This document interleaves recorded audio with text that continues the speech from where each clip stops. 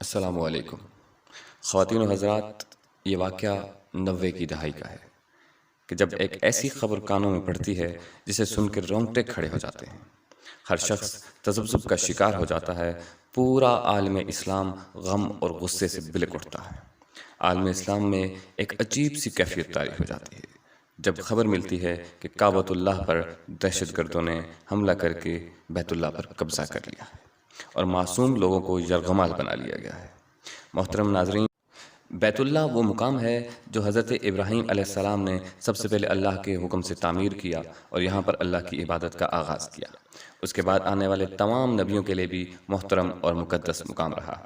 نہ صرف مسلمانوں بلکہ تمام اقوام کعبۃ اللہ کو اپنے اپنے عقیدے کے لحاظ سے محترم اور مکرم جانتے تھے۔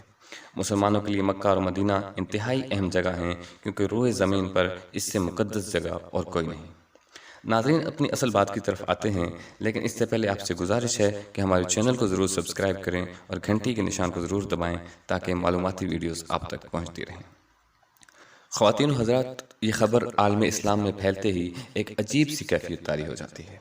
ناظرین، حملہ کرنے والے افراد نے حرم میں موجود بے شمار لوگوں کو قید کر لیا۔ پھر ان میں سے ایک آدمی اٹھا اور اس نے اعلان کیا کہ لوگو، آپ میں امام مہدی آ چکے ہیں۔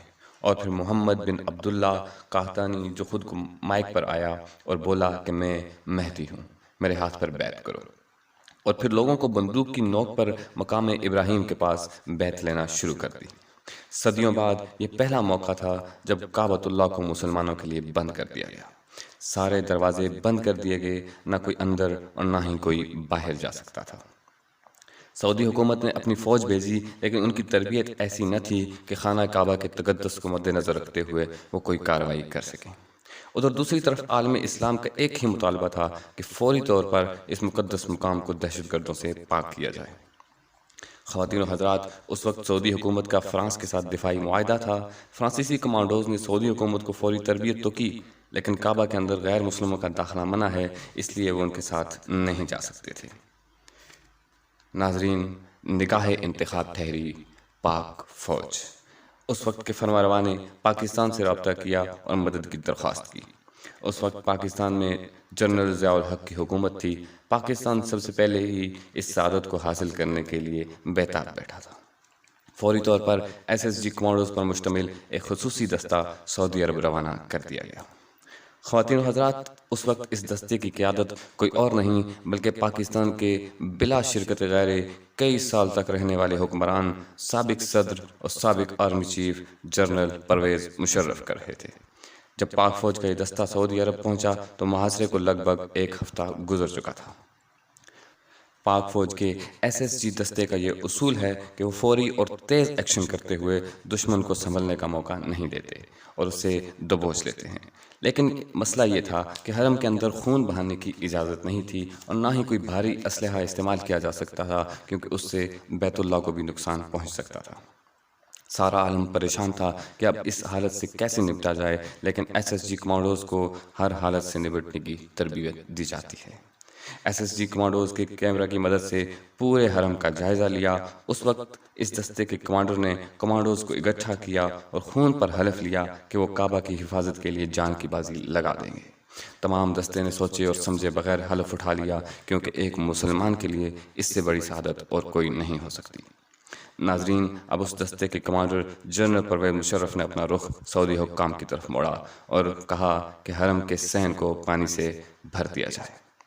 سب حیران ہو رہے تھے کہ آخر یہ کیا کرنا چاہتے ہیں، کس طرح پانی سے دہشت گردوں کو قابو کیا جائے گا۔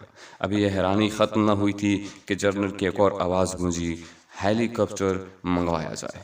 خواتین و حضرات، آپ جانتے ہیں کہ کعبہ کے اوپر نو فلائی زون ہے، اس لیے مکہ کے اندر کوئی ایئرپورٹ بھی نہیں۔ سعودی حکام نے سوچ بچار کے بعد اجازت دے دی۔ کمانڈوز کو ہیلی کاپٹر کے ذریعے حرم کے صحن میں اتارا جانے لگا۔ ٹھیک اسی لمحے جب کمانڈوز حرم کے صحن میں اتر رہے تھے، جنرل مشرف نے حکم دیا کہ حرم کے صحن میں موجود پانی میں کرنٹ چھوڑ دیا جائے۔ چونکہ کرنٹ کی وجہ سے حرم میں موجود دہشت گردوں کے شوٹرز مفلوج ہو گئے، اسی لمحے کمانڈوز نے انہیں فضا سے ہی نشانہ بنانا شروع کر دیا۔ خواتین و حضرات، کچھ ہی دیر میں تمام دہشت گردوں کو قابو کر لیا گیا اور یرغمال لوگوں کو رہا کروا لیا گیا۔ اب حرم کا کنٹرول پاک فوج کے ہاتھوں میں تھا۔ ناظرین، اس سارے آپریشن کی وجہ سے نہ صرف سعودی عرب بلکہ عالم اسلام نے پاکستان کا شکریہ ادا کیا، اور پاکستان نے دنیا کو واضح پیغام دیا کہ اگر کوئی کعبہ کی طرف میلی نگاہ سے دیکھے گا تو وہ پاکستان کو اپنے سامنے کھڑا پائے گا۔ یہ تھا وہ واقعہ جو آپ کی گوشے گزار کرنا تھا۔ امید ہے آپ کو ہماری یہ ویڈیو پسند آئی ہوگی۔ مزید معلوماتی ویڈیوز کے لیے ہمارے ساتھ رہیے گا۔ اللہ آپ کا حامی و ناصر ہو۔ اجازت دیجیے، اللہ حافظ۔